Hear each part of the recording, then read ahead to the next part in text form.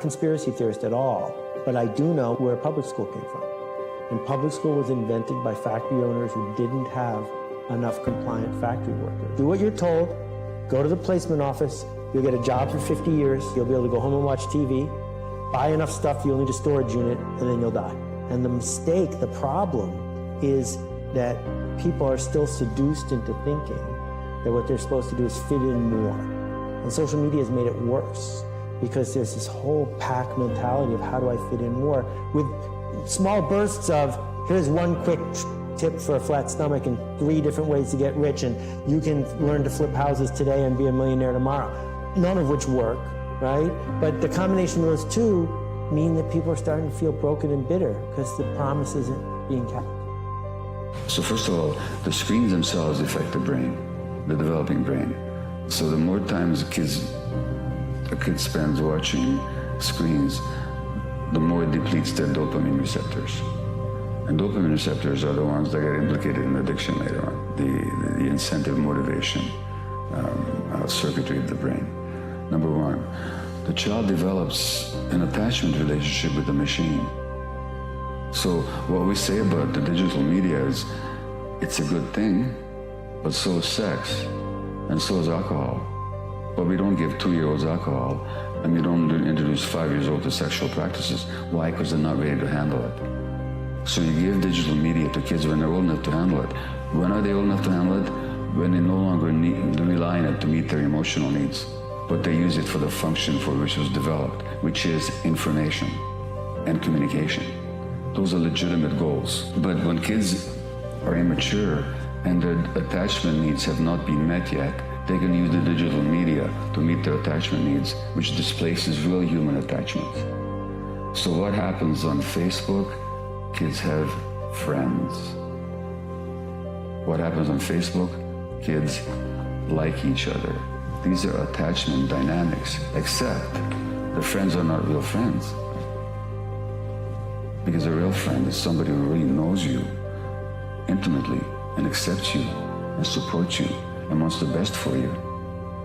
These Facebook friendships are highly conditional, as shown by the fact that when people displease each other, they defriend each other.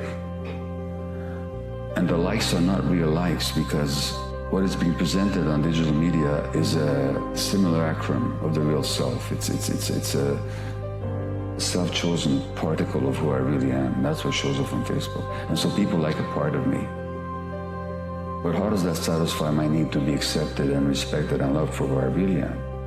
It actually undermines it. So the digital media is the very opposite of genuine human contact. Now, can it be used that way? Sure. If you got 2 young kids now, and if you got parents who live in the United States, and those kids want to connect with their grandparents, what a great device Skype is or Zoom is. Where now they can connect. It's not just a letter. Anyway, that's a great way to connect. But who needs to be in charge of that? In other words, the digital media can be introduced to the child's life when the parents can stay in control of it. When the media takes over and the child has got this addictive relationship, the child is not ready for it. So we say, don't introduce it too early, number one, and number two, stay on top of it and you be in charge.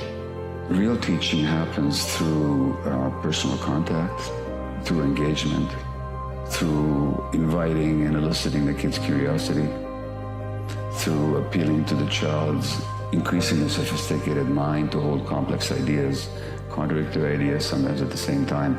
Those depend on maturation, and that maturation depends on relationship with human beings. We know that screen time decreases happiness, decreases life satisfaction, and decreases self-esteem. We know that it enhances anxiety and depression.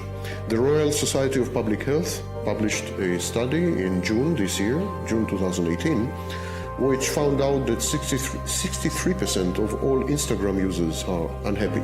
We know that anxiety and depression among the young increased by 70% over the last 30 years. And we know that since 2010, teen suicide climbed by 31%. So teen suicide is rampant. And today, it is the first time in human history that the leading cause of death among teens up to the age of 24 is suicide. Not any disease or not even accidents. And this is intimately connected to social media.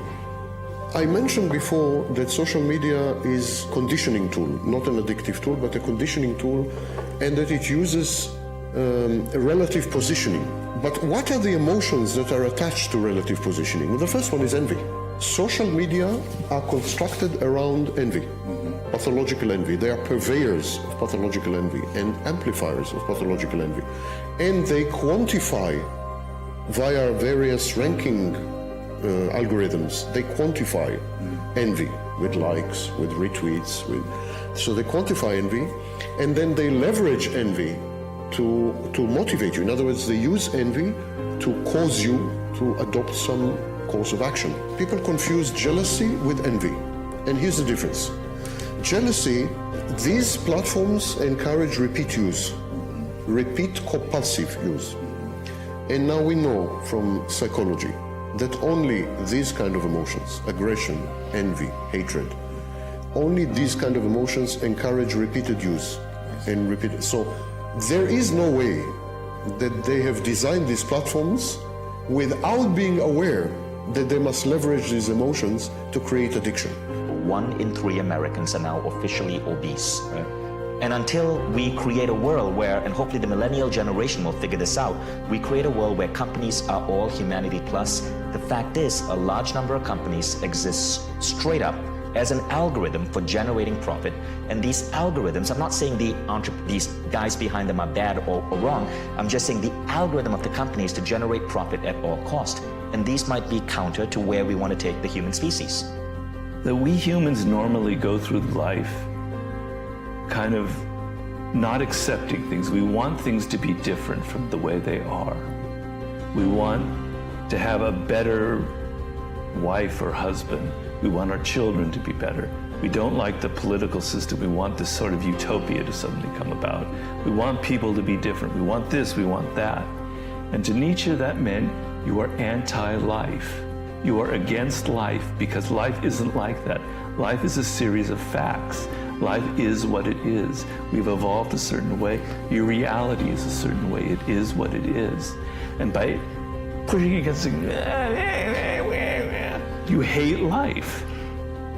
You want to love life. You want to love fate. And what fate means, things happen to you you can't control. You didn't control who your parents are. You didn't control what city you were born into, what school you went into. You didn't control whether you were born rich or poor, right? There's much you can't control. That's fate. Accept it for what it is. Stop whining and stop going, I want something else. Embrace your world, your life. Our fear of death is probably the greatest influence on our behavior throughout history. We're the only animal that's conscious of our mortality. And it's caused an incredible reaction. We're avoidant, we're anxious, we invent an afterlife, a heaven where we'll all go, right? Or today, we never see death. We never see people die in hospitals. We never see the animals that we eat being killed. We have no confrontation with death personally in our life, completely disconnected from it. It makes us anxious and fearful, and that controls everything about our behavior. We become anxious and fearful about everything. So the ability to accept death and look it square in the eye and accept this is your reality, that you're not going to live forever, is very liberating. So amor fati is a step from turning your back, let's face this way, going, here's life, and oh, I hate it, I don't want it, blah, blah, blah, to turning around and facing it, going, I accept it, I love it, I embrace it. And it has a very powerful effect.